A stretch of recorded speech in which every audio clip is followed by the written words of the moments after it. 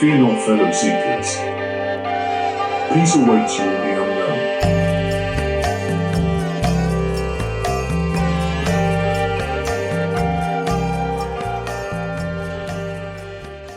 Welcome to Seekers of the Eternal, everybody, where we believe that whatever you're seeking for, you will find. I am your co-host, Jason DeRocha, and my good friend and brother, Chris Parks. Hey, welcome everybody. Welcome back to Seekers of the Eternal podcast. We got a fun one together for you today. And as always, let's begin with a little breathing exercise to just relax and release the tension in the body. A good reminder just to do this whenever you think about it. As long as you're not driving, join in with us. And so let's just sit with our backs in a straight line. You can close your eyes and just take in a deep, normal inhalation and all the way out. And now double inhale and tense, tensing all the muscles in the body in a low, medium, high, vibrate with willpower and energy. Exhale, relax, release, feel all that tension dissolve. Again, inhale and tense, low, medium, high tension in all the muscles, vibrate. Exhale, relax, release, feel. Last round, inhale and tense. Low, medium, high, vibrating with willingness, and exhale, relax, release, feel, just let go of all the tension, let go of all of the cares and worries. So taking a worry fast. So no worrying while you're listening here for an hour. So blessings, everybody. Welcome. Worry fast. I love that. Take a worry fast. Yeah, that's what Yogananda says, that you should practice going on worry fasts. So start it, maybe pick a time during an evening is an easy way to do it. You're winding down, just be like, we're on a worry fast here for an hour, and then see if you can extend that.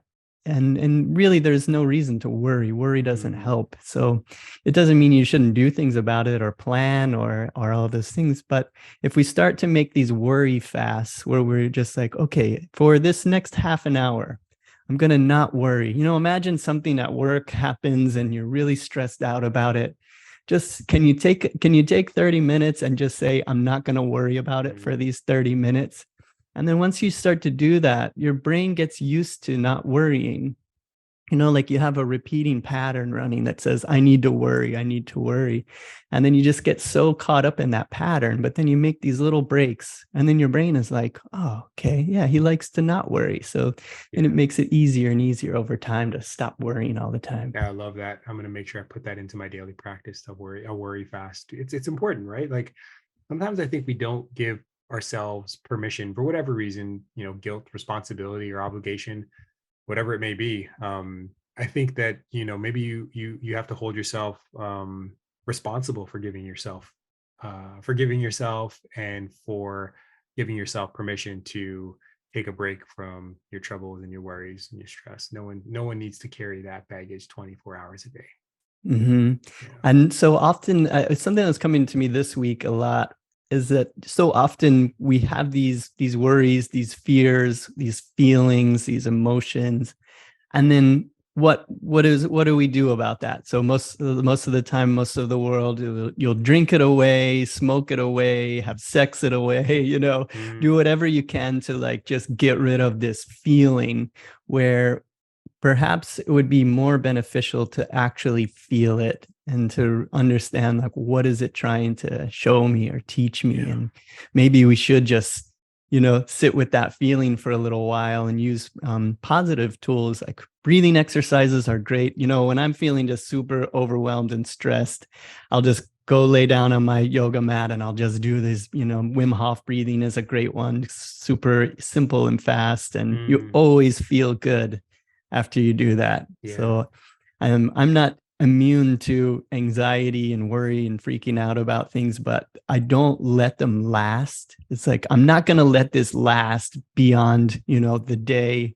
Right. I'm not going to let it last into my next day or anything like that, no matter what it is, Yeah. And I think with respect to breathing, I was watching I think it was a video, might've been like a TikTok video or something, but they were carving up, I guess like a longer interview. And it was just one small section that I saw where a gentleman was talking about the power of breathing and getting oxygen in your body. And he was just saying like there is a correlation between a lack of oxygen um, in your body, in your cells, in your blood, that when that occurs, that's usually the breeding ground for like disease and illness.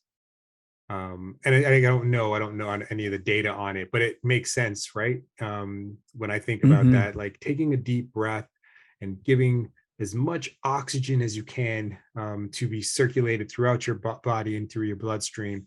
I can't help but think that that's a good thing for your body. You know what I mean? And Hmm. it's like stretching, sleeping, taking deep breaths to breathe in that oxygen, putting nourishing food into your body, surrounding yourself with peaceful music or positivity, all of these kinds of things, like to maximize all of the space in your body with positivity and nourishment, um, intuitively minimizes the space for the other things. Like, Hmm. you know, Yeah, yeah. like consciously bringing nutrition into your body. And I think that's a good way to think about it. Once you have these these ideas about the science behind it, it can be very helpful.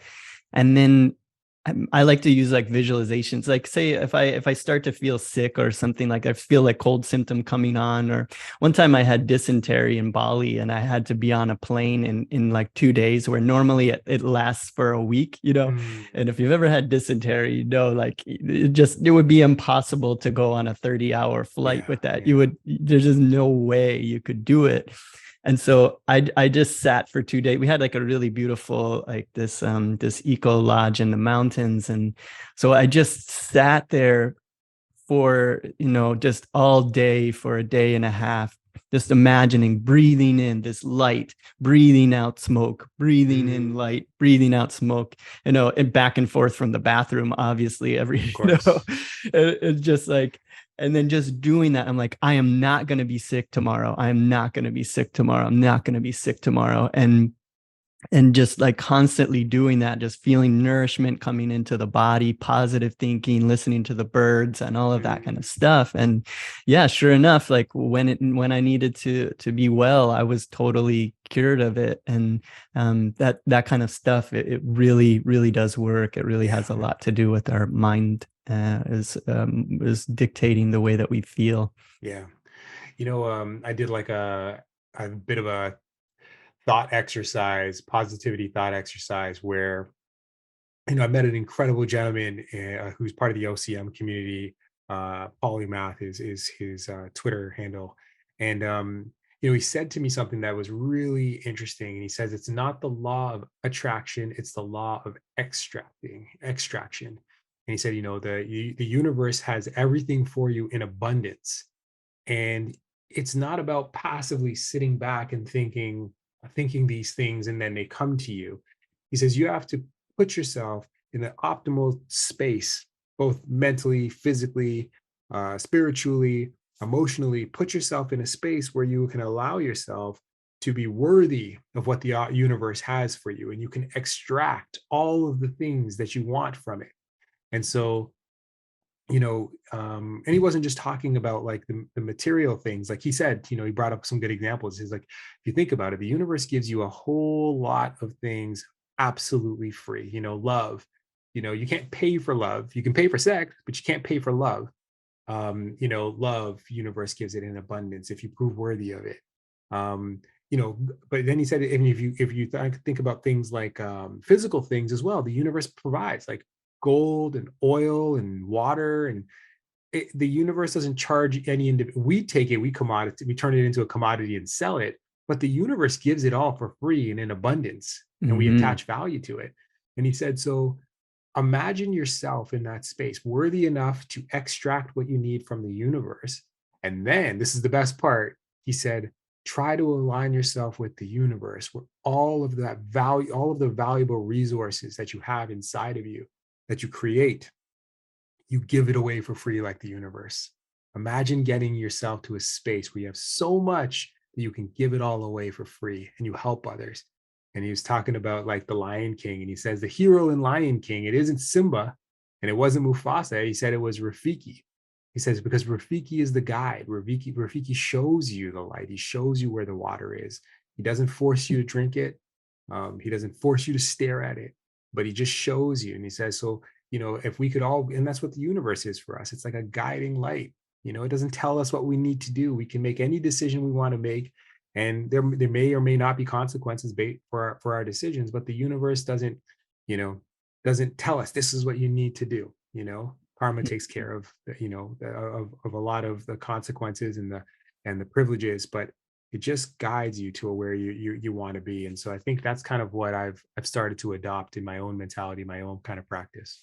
Yeah, I like that. It's a great to remember that. It's like every morning the sun rises and it starts over again and gives us the light that we need and the energy, and all the resources are here, and the rain that comes and all of that. It's like there's biblical verses, there's a lot of Hindu verses and teachers. They all say it's like, look at the animals, God protects them and takes care of them. You're no different. If we can just stop worrying and putting out these negative thought patterns. It reminds me, I have a couple of passages from Yogananda. This like actually ties right in.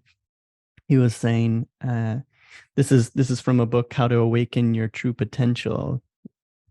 And he says, success in your life depends not only upon natural ability, it also depends upon your determination to grasp the opportunities presented to you. Opportunities in life come by creation, not by chance. They are created by you, either now or at some time in the recent or distant past. Since you have earned them, use them to the best advantage. You can make your life more worthwhile now and in the future if you focus your attention on your immediate needs and use all of your abilities and available information to fulfill them. You must develop all the powers that God gave you, the unlimited powers that come from the innermost forces of your being. And then this part of it, this is where really it is us co-creating with the universe. Like it's all there, but we need to reach out our cup and allow it to be filled. And if we just keep fearing the world and we keep looking for negative, we just find it. So the opposite of that is, he says, your thoughts will inevitably bring you either failure or success, according to which thought is the strongest. Therefore, you must thoroughly believe in your own plans. Use your talents to carry them out and be receptive so that God can work through you. His law works at all times. You are always demonstrating success or failure according to the kind of thoughts you habitually entertain. If your trend of thought is to ordinarily be negative, an occasional positive thought is not enough to change the vibration of success. Yes. Yeah, that's exactly right. This is the whole thought process, right? Like of showing up. One of the biggest lessons when I was in New York City with for NFT NYC, when I was speaking on mental health and crypto and NFT space, sorry. And then I had a chance to spend time with a lot of our friends at On-Chain Monkey. I don't know if I mentioned this story to you, Chris. Every morning, the OCM have this group called the Misfits, Monkey Misfits, where they all work out and exercise. And you take video and you post pictures and or just even say, this is what I did this morning to exercise, and you post it on Twitter and you share it. And it's this really supportive, uplifting, motivating kind of group to be a part of. And every morning when we were in New York, we did all these really cool things. But one of the things we did was with the Monkey Misfits, we would meet in Central Park and we would go for a jog every morning. I'm in the worst shape of my life. That day that I got to New York, I hadn't jogged in a long time. I don't carry a lot of weight, so I look like I'm in better shape than I really am. Somebody calls that like devil's confusion. You look good on the outside as long as you're screaming on the inside. So we get to the park and we go for a jog, and my body is killing me. My legs are sore, my arms are sore. I think we're doing like 5 and 1s, like 5 minutes run, 1 minute walk. And I'm like, at the third minute, I'm like, oh God, this guy's clock is really slow. Yeah, 5 minutes is hard when you don't run. Yeah. And so, we get through it, and thank goodness the surrounding was great, like beautiful sun, there was cherry blossoms, the company was fantastic. They're all motivating and you kind of feed off each other's energy. But it's a long day after that of like different events and whatnot and such. And so the end of the night is a late night because we all kind of party and spend the evening hanging out. And the next morning I wake up and my body is just in shambles. Like I'm so tired, I'm so drained, my legs are killing me, and I'm laying in bed and I'm under the covers and it's warm. And I think to myself, there's no way these guys are going to show up and go to Central Park and go for a jog. Because we were all out partying late. We ended the night by going to have some sloppy pizza at some pizzeria. It was delicious. And I'm like, okay, well, I'm not going to go. I'm just going to stay here because this feels comfortable. But I had this overwhelming sense that my responsibility is to show up, just to show up. This feels good, but and showing up, getting there is going to be painful. But when I'm there, I think I'm going to get a greater return than what these warm blankets and warmth in my room is starting to feel like. And then part of me is like, well, maybe no one will be there, and then I'll just get to sit down in the park and not have to run and get this. Right. At least you showed up. Yeah, but at least I showed up. But I get there, and everybody's there, and we all go for another run. And in the moment, I'm like, oh God, here we go. And I start, and it was the best run ever. And we had the most incredible conversations. And I made some really, maybe like lifetime types of connections with these folks and friendships. And then that stayed with me. And that's what really life's all about. It's not, it's, if you don't, it's like that whole thing where they say you miss 100% of the shots you don't take. I think Gretzky said something like that. If you don't show up, you can guarantee yourself one thing, and that is you are going to be absent from opportunity. And that doesn't mean that there are times where you're going to need quiet time and alone time, but it's in that moment where it's like, should I go or shouldn't I? Don't shy away from the light. I say run towards it, because you just never know. And like Yogananda says, you create your opportunities. You create all of these gifts from the universe. You create it, but creating it takes action and positive thought and action. So anyways, I wanted to share that with you. No, that's awesome. Yeah, that's inspiring. That's even when you're laying down and you're just like, oh man, I'm just not gonna go. It just feels so good here. Just fucking get up. Yeah. Just get up and go. Yes. If you said you were gonna do it, go do it. And I mean, it's easier to say. It's easy to say now on the podcast. I feel it too. Just like, but I just that thing has to, we're saying it now, so maybe that voice comes into your mind of just like, just get up and go. It's worth it. And you prove it to yourself. And just like we talk about in the story of Hanuman, it's like the gods are pleased. They're cheering. You're like, he did it. Even if maybe it's just a little thing for others, but it's a huge thing for you to get up. Maybe just doing a little thing like that is an enormous feat, and the gods are cheering for you as you do that. And and I think of this like you're every single day, because some people don't realize, like they're like, oh, I buckle under pressure, or I don't like when things push against me. I'd rather every day gravity pushes against us. It forces us back down, but we defy gravity every day just by standing erect and getting up and out of our beds. And you walk down the street, you're having a terrible day, and someone sees you and they say, hey Chris, how you doing? You're like, oh, I'm doing great. How are you? You find this incredible like sense of self, and you want to make sure that there's a little bit of positive energy, and you don't allow that negativity or pessimism to creep into that quick response that you have to someone. Like we have to give ourselves so much more credit than I think that we do, and we are a lot tougher than we think we are. And so in those moments, when you feel like, should I? And that voice inside you is saying, get up. One of the other things that I learned from hearing a speaker once was, once you realize this body is just the machine, it's just the vehicle that you're in, but there's someone at the wheel that, regardless of what this body says back to you, if that at the wheel says, no, you're going to get up. It doesn't matter what you're telling me. I don't care if you're tired. I don't care if you're scared. I don't care if you're stressed. You are going to do X, Y, Z. And if you say it to do it, even begrudgingly, your body's going to get up and it's going to do it. Mm-hmm. And you have to remind yourself of that. And I didn't get that for a while. So I would lay in bed and I'm like, oh, I don't want to get out of bed. And then all of a sudden, I'm like, I'm going to just test this out. Get your ass out of bed. And like begrudgingly, I get my body to get up and get out of bed and start my day. And I find out, oh my goodness, thank goodness I got out of bed early, because I have so many more hours in my day now. Mm-hmm. Yeah. So just want to piggyback on what Yeah. you're saying. Yeah. Yogananda talks a lot about he says, never say you're tired. Never say it. You just never admit it to yourself. Never say you're sick. Never say you're tired. Just say, I can and I will, and I mean, sometimes obviously it's like, sometimes you need to, like, you've been working too crazy and you need to take a break and you need to recharge and relax. But when it's like, all right, I should be doing this, I should get up and do it. He says, if you only knew, he said, your body is made of energy. He said, every gram of flesh on your body is condensed, vibrating energy. You're like an atom. You're like 10 atomic bombs of energy.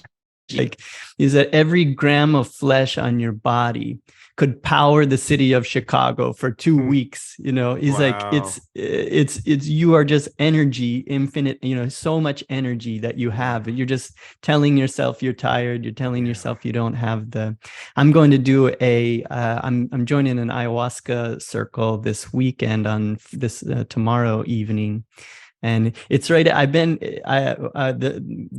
group that I work with there, I get the invites to it regularly. It's been a while since I've made it fit in my routine, but I've been wanting to go back because it helps me practice what we're talking about.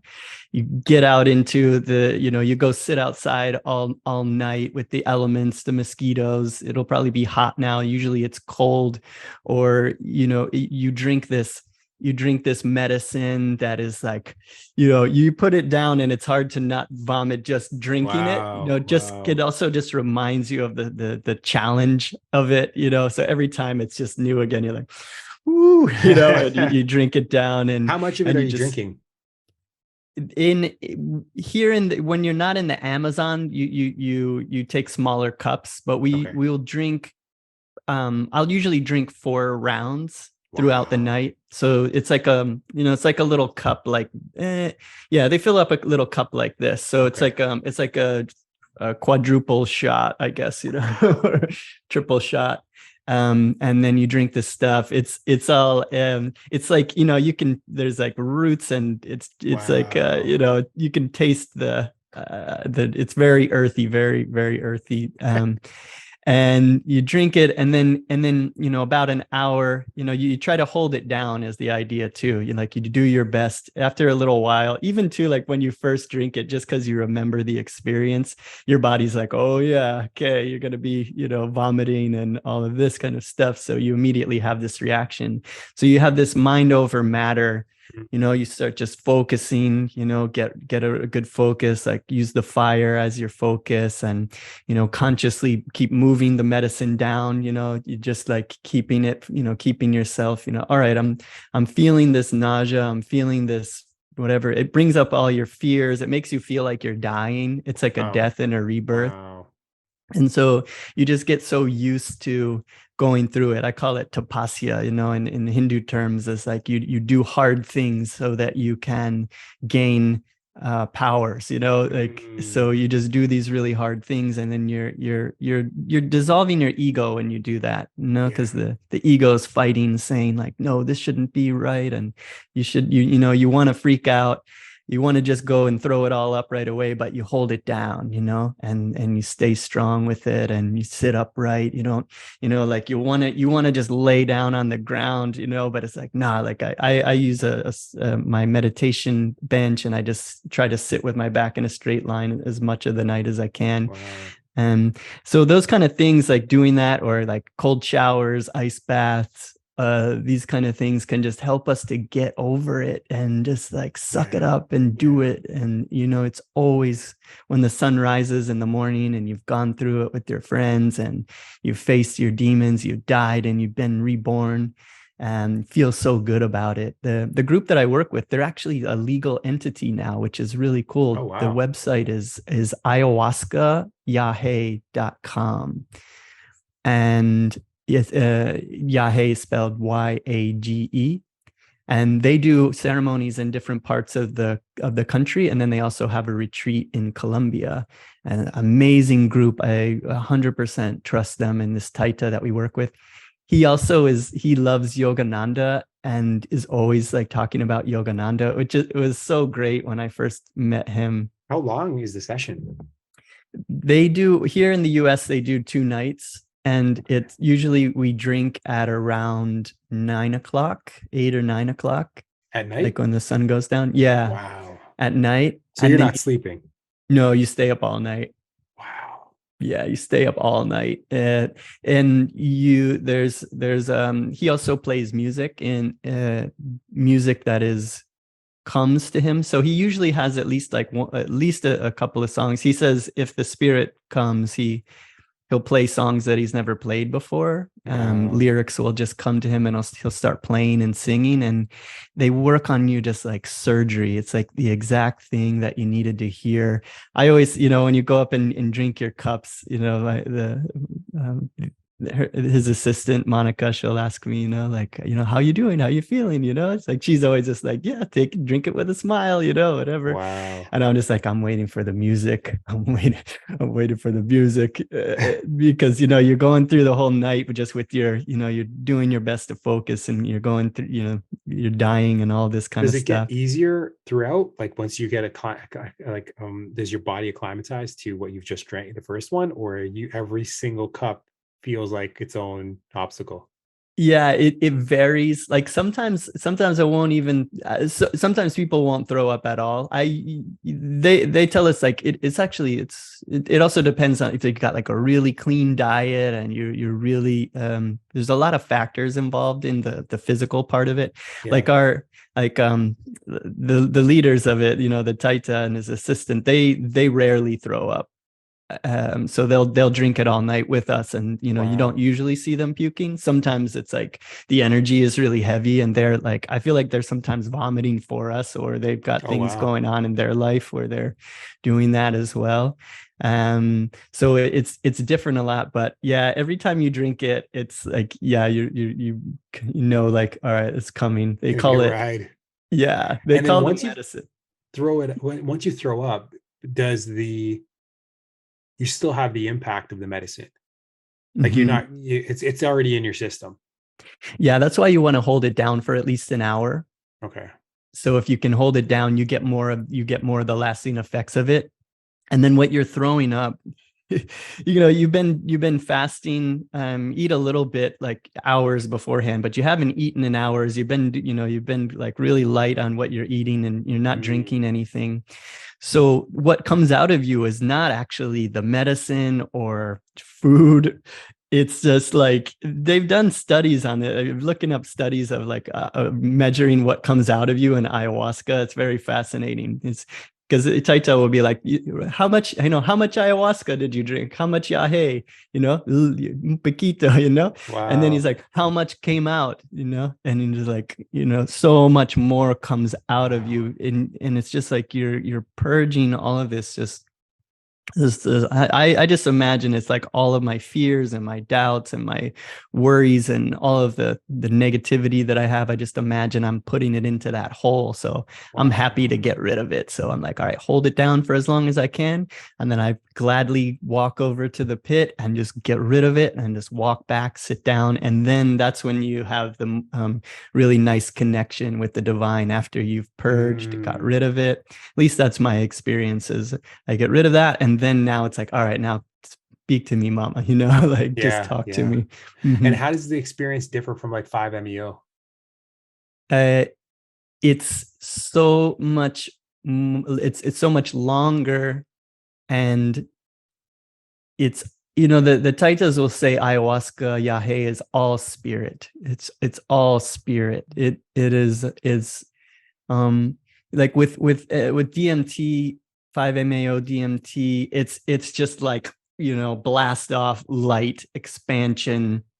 Like Bufo is just like a very, very quick ride, like you're in a rocket ship towards love and all of that. So you just and just feels like super big, like this just big. It's almost like you just open your eyes and you looked outside of the spaceship and you're looking at infinity, and you're just like, whoa. Wow. And it's you're just like on this rocket, flying. And you just for me, I just chant my mantra of love, love, love, love, love, as I like just hold on as it takes me into just feeling infinite. And then with ayahuasca, it's so much more of a teacher. You also have to spend so much time with yourself. It's a lot of the times, you're not feeling very psychedelic at all. You're feeling like very much like, wow, this is hard. Why am I here? Why do I do this? I hate this.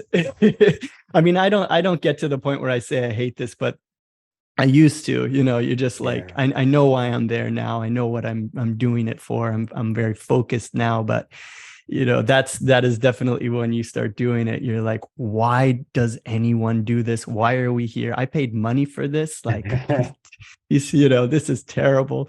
So once you're past that, once you've purged and you go back and you sit down and you have the experience of the divine, can you tell me a little bit about that? Yeah, it's always a different experience. I think maybe one of the things I mentioned, like, so you'll be sitting through the night, you're going through, I do my the meditation practice now for me is so crucial and amazing. My experiences that I have now with ayahuasca as opposed to where I was before, now I can go into a meditation and I feel the presence of my guru and the lineage there with me. It feels like very tangible that they're there with me, and that I'm learning, and I'm happy for the difficulties and all of that kind of stuff. And I just, I'm using this to get over my desires and aversions. And so when I connect with them now, like what I remember about it's been a little while since I've done it, but when the music starts to play, you've gone through it, you've drank some cups, you've purged, and now, you're staring at the fire and you're having your communion. You can get visions. Visions will start to come to you. Like one of the early ones that I remember is when I first started drinking, was that I felt this presence of the divine mother, like Pachamama, they call it, with ayahuasca, and the spirit of the world being there with me. And I felt that presence just like so palpable, and this realization that she's always been there. She's always been there guiding me. And she was just like, teaching me. She was like, sit up straight, so I was like, oh, okay, sit up straight. And she's like, look at the fire, breathe. It's like this, there's just something there that's just telling you how to do it, how to get through it, and then start to do that. And then she starts coming on and just teaching me things. It's like, I give you hard things because I'm teaching you. I give you introspection because I want you to learn. I don't want you to beat yourself up. I want you to, I'm speaking to you always. So, listen to me, and that sort of thing, just telling me that she's there with me and that we have this relationship. And so, yeah, it's just like you get this time with your spirit, and it just reminds you that it's always there, and it's been you. It's not like it leaves. It's always there. It's you with the agitations that are blocking it, putting up veils. And sometimes, you just have beautiful, wonderful visions and creative ideas that come in.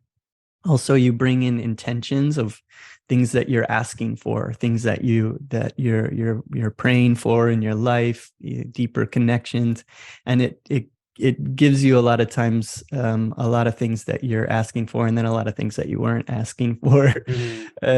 And yeah, and too, like, I'm bringing a friend of mine who came with me the last time I sat. He was going to do 2 nights, and after that first night, he's just like, no, I'm not going back. And just, this was not what I expected. This is not what I was signing up for. And then he's actually coming back with me this time. He's like, ever since I drank that medicine, it's been calling me back. Calling me back. Wow. That's interesting, because you would think, like, once someone's like, not just like, no, this isn't for me, but it's like, I'm leaving, I'm not even going to finish the session, and then to be called back to it.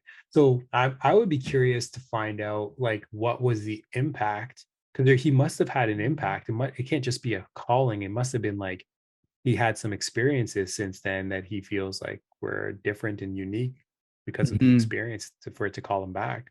Yeah, I'm looking forward to talking to him about it, see Yeah. what it was, see what that experience is. When it does that, it stays on your mind. You know, it opened up this little part of your reality that wasn't there Yeah. before. Yeah. And now it's just like, I gotta keep exploring that. Wow. I feel like there's something there. It feels like, you know, the thing that you need is there, and it can be Mhm. unlocked. And so these medicines can be very helpful for that. And ayahuasca, because I mean, we're not partying. This is like, you know, you're doing work. You're there to do work. Yeah. And I like it a lot. I like that show. I talk about it a lot, that show Naked and Afraid. I feel like Yeah. it makes me, that's like ayahuasca to me, like watching that show. It feels Wow. like the mental parts of it. I have zero outdoor skills or anything like that, but just the mental aspects of like, can you push through something really hard with a smile on your face? Right. And then it's like, if you watch that show, the people that do that, the ones that keep like their positive attitude going and don't give up and say, we're gonna find it, we're gonna do it, and they always win. I can always tell, like at the beginning, like they're gonna make it, you know. Yeah, that's a good point. So when do you go, and are you leaving this for this weekend coming? Yeah, I'm just gonna go for one day. I can only slip away. This is another one too. Like I usually like to have more time to plan for it and some time afterwards. But this one, I was like, a couple of friends of mine, they really are needed as well. They right now, so I'm like, I like to be there to support my friends and to hold space and things. So when some of my friends are gonna go, I'm like, all right, I'm gonna make time for this. I've got things that I'm doing with my wife and their marketing team, you know, all the way up to it. And then I'm like taking off, driving about an hour and a half away. I'm going to sit for the night. We'll eat breakfast in the morning. Then I'm driving back home, sleep for a little while. Then I got to go right back out to some more things. And so I'm going to squeeze this one in, which I don't recommend, friends. I'd say, you know, spend some time for allowing integration and all that. But for me, I'm kind of always a little bit in this space of meditating morning and night and all of that. So it, you know, even though it's not recommended, I can find myself, you know, digging in and finding my center again, and then going out and being charming and having conversations and dinner with people. I feel like I'm there. I feel like it's been calling me for a long time. And I think with young kids, it's always challenging because I find myself, I mean, every parent finds themselves, you know, your schedule is completely operating around your children. But I feel like yeah, I exactly what you just said, where it's like there's a recess of your brain that you know has not been activated. And if you've, especially like if you've actually touched it once or twice and it's like, ooh, that's interesting, I want to go back and explore more. That is like exactly the way that I'm feeling. Like, you know, I feel like there's aspects that I just of my consciousness that I just have not been able to access. Yeah. Yeah, So I'm looking this forward is to when you finally do it. And this might be a good one. We could do ayahuasca and we could plan it out. They always have it, you know, they have months in advance. They'll know when the next date's going to be. So you could plan for it. Got a nice property out here, and, you know, we can go for 2 nights. Oh, I'd love So, to. yeah. Let's plan it. Like, give me a couple of dates and maybe a couple of months from now, and let's plan it out. And I would just be so honored to do that. And anybody else here in the seekers world, if you want to join in on this, totally legal, great group, 100% recommend. So yeah, maybe we can put some dates out. We could do seekers. That would be awesome. Let's do it. That might Anybody be our who wants first to come IRL. do it. Yeah. Yeah, it's a great thing to do. That, you know, what you were just talking about, it leads me into thinking about, so untapped parts of our imagination and our mind, our brain. I was thinking about that actually around AI recently. I've been taking a lot of time, like right now, like I haven't been posting a lot of things and making a lot of new artwork because I'm taking a lot of time to explore and try things and experiment and learn and watch YouTube videos. And I've been keeping up with all of this new stuff that's coming out. It's just, last week was an incredible drop of like what Google is exploring with AI and all that. I mean, and believe me, like I don't say any of this stuff lightly or naively. Like it's like an atomic bomb, it's like nuclear energy, Yes. there's a lot of good to it, but man, it's also very dangerous. Yeah. I understand. So like, let's just caveat all that part of it. I get it, but it's here. And I think we'll be talking with Aya Stellar here today on a Twitter space. So that'll probably be recorded. You guys can watch later, but her message and what we've been talking about a lot is conscious people, individuals who want to do good in the world, who are practicing, mindfulness and all of these kind of things, using harnessing this technology and then using it for good, training the AI to be doing good things, to be manifesting good things with it. So as I've been exploring this, I'm learning about, like I love photography. Sometimes I'll hire a photographer friend of mine and like models, and we've done shoots in caves and things like that, where just like I have an idea of something and I want to see what it would look like. And it takes all of this planning, and I got to get my friends motivated about it. I don't have money for all these kind of big things. So I just get them excited to do it with me, and we go out on these quests and do stuff. And now with the AI software and tools and things, I'm realizing I, by myself, could sit in front of Midjourney with the new photography abilities that it has, making, coming up with a photo shoot in my mind of like what I would like to see, to take my world into like a cinematic reality, the illustrations that I like, the vibe that I'm kind of like been curating over this time of like, what would that look like as like a real like movie scene? And then so it was moving into like, oh, what would like my version of the Ramayana look like if it was a movie? And the fact that there is no movie, like there is no like Hollywood cinematic movie. There have been, some done in India, but not to the level of like, what we think of like Marvel movies and things like that. Yeah. And so now so also what's been coming out is music AI software, where you can type in prompts. In Google has like the test kitchen available now, where you can be a beta tester for it. You can create your own orchestral symphony music just by typing in prompts of like what you want it to do. And also you can have voice narration in there, and then you can take your ideas and then put those into ChatGPT, combine it with the narration. So now all of a sudden I've got like a cinematic view of my version of the Ramayana. I can use other software to create depth maps with it. So now it's almost like there's a camera moving around in the space, and then combining it with, like poetic storytelling, movie quality narration. And then telling, so what I want to do is start with Hanuman, tell the story of Hanuman in parts. And so they can be short parts, the birth of Hanuman, how Shiva was meditating on Vishnu, and he was, that's what Shiva is always just in meditation on Vishnu, and then realizes that Vishnu is going to take birth on earth to do this quest as King Ram. And so Shiva is there meditating, and then all of a sudden he pops up, opens his eyes, is like, Vishnu's going to Earth to do this great adventure. I've got to go with him. All the gods are going. All the gods are going to go as monkeys, and I'm going to go too. I'm going to be Hanuman, So, so then he takes birth as this monkey Hanuman, and then, so like telling that story, I think is going to be so cool. And then working in those esoteric lessons within it, I think is going to be fun. And then maybe we can create these like little short films and then discuss them in the podcast. Yeah, that would be awesome. That would be go really like cool. real deep into I know it. you sent me some links. I haven't had a chance to dive into them as yet, but yeah, I love that you're exploring AI like that. And it almost is like a new skill set, to really understand how AI works, and then how to get the most out of it, out of the experience. It is certainly a new skill set, and you have to spend time really understanding how to put prompts together and how to, for how to get it to generate the kind of content that you want.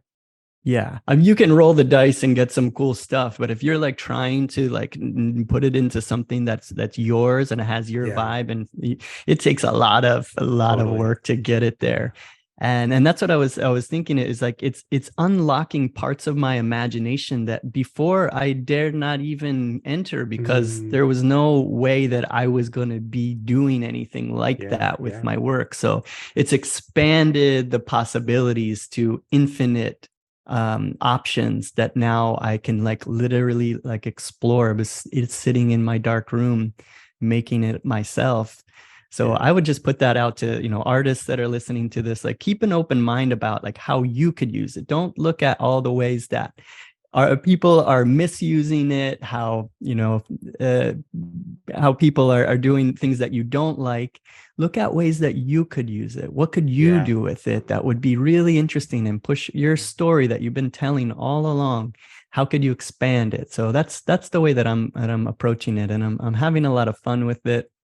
I'm trying not to get too distracted. So I want to make it so it's like, all right, this is now part of my job to do this. That's it's been, and it's also been like a tough thing, because I'm almost like I'm leaping out into the unknown again, as we did with Web3, like leaving the known behind. It's so scary. And then you're diving out into this world where we're in a build market where there's not so much activity around this as there used to be with Web3 and NFTs and all that. But we see where it's going. We see the possibilities. So we're building now in this time and creating for the future. And sometimes it feels like I'm creating things for an audience that doesn't yet exist, but will very soon. Yes.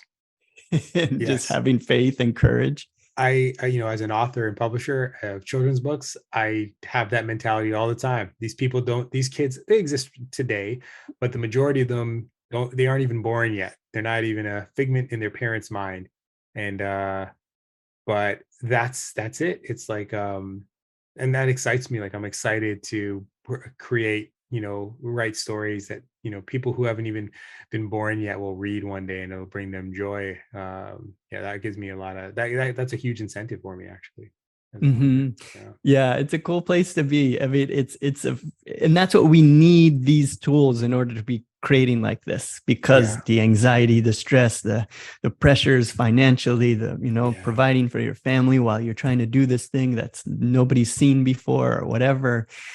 And so it's so important, like we were talking about and what Yogananda was saying, it's those positive thoughts and the opportunities that come to you. They don't come by accident. They came from positive thoughts you had in the past, and now those opportunities are here.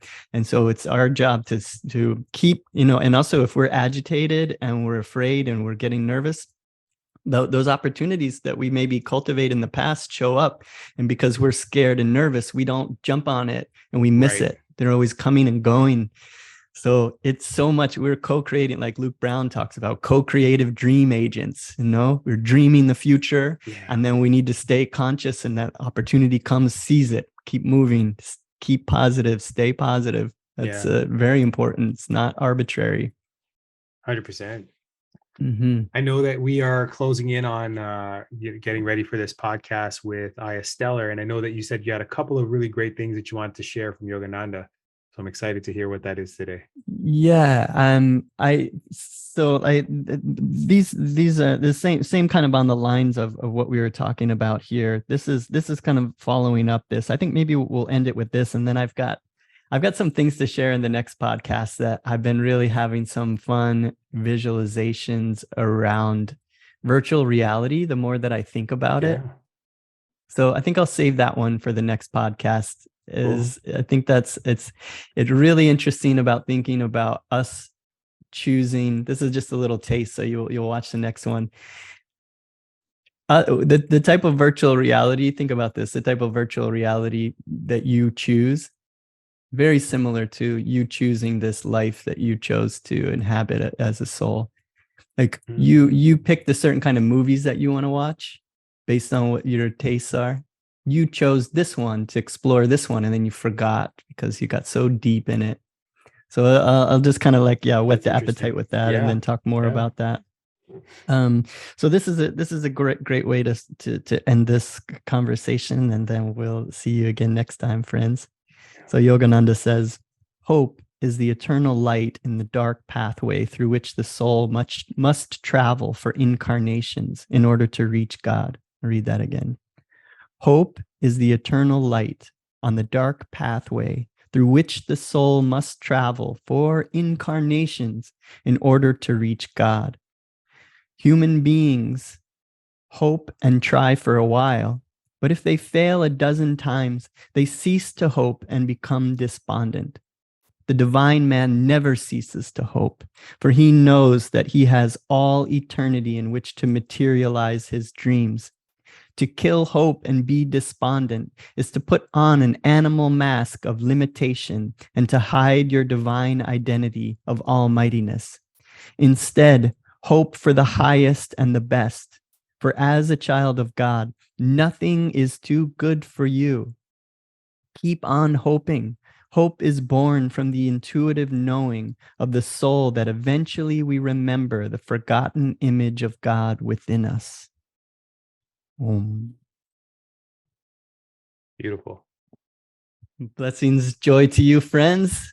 And Blessings, we will friends. see you again next time.